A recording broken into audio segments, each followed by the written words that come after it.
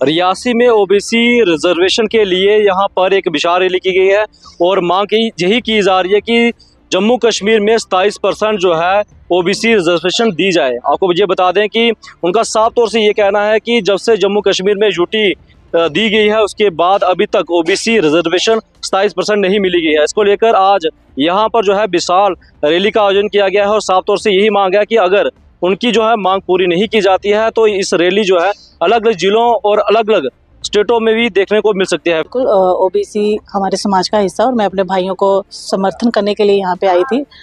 तो उन्होंने बहुत ही अच्छे तरीके से अपनी बात कही कि जैसे सेंट्रल सरकार ने 27% जो है रिजर्वेशन दिया हुआ है ओबीसी को, तो हम चाहते हैं कि जम्मू कश्मीर में भी 27% जो रिजर्वेशन है जल्द से जल्द लागू होना चाहिए।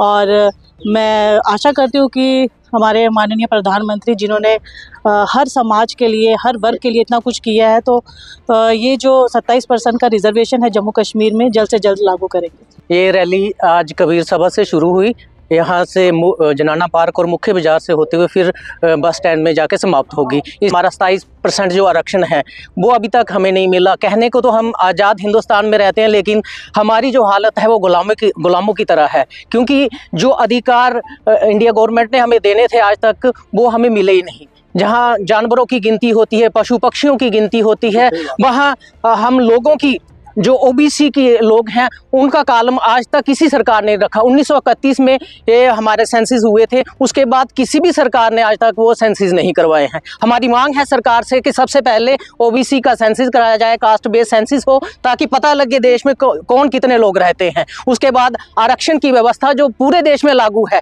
हमारे जम्मू कश्मीर में भी लागू होनी चाहिए। प्रधानमंत्री जी ने ये बोला था कि 370 आरक्षण में सबसे बड़ा रोड़ा है जम्मू कश्मीर में, वो भी 4 साल अब हो गए हैं 370 टूटे हुए। प्रधानमंत्री जी ने जब 2014 में मौलाना आजाद स्टेडियम में आए, उन्होंने ये बात कही कि ओबीसी को 370 दफा का सबसे ज्यादा नुकसान हो रहा है।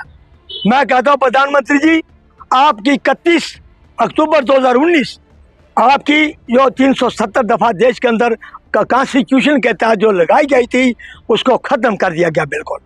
लेकिन आपने ये बात अभी जो आपकी अभी विजिट थी जम्मू कश्मीर के अंदर, आपने मौलाना आजाद स्टेडियम में वहाँ इकट्ठे हुए, आपके मुंह से ये शब्द निकले कि गुज्जर बकर वालों को 9 सीटों की जो उनको रिजर्व कर दिए जाए एमएलए की। उसके बाद आपको पहाड़ियों की बात याद आई, लेकिन जिन लोगों ने को आपने कहा था उस वक्त 2014 के अंदर कि आपको ओबीसी को सबसे ज़्यादा नुकसान हो रहा है, उनकी आवाज़ आपसे मुख से नहीं निकली। जैसे आप मनमोहन सिंह जी को 2014 में कहते थे महंगाई महंगाई, माँ की आवाज़ जो है मनमोहन सिंह के मुँह से नहीं निकलती है, आपकी सेम आवाज़ ओबीसी की मुख से आपसे नहीं निकली उस वक्त। बहुत दुख हुआ उस वक्त हमको प्रधानमंत्री जी। आप सोचते होंगे कि हमने ओआईसी से ओबीसी कर दिया और म्यूनसिपल कॉर्पोरेशन एक्ट जो 2000 का उसमें तरमीम कर दी गई, और जो पंचायती राज एक्ट 1999 का उसमें तरमीम कर दी गई कि ओबीसी को आरक्षण दिया जाए।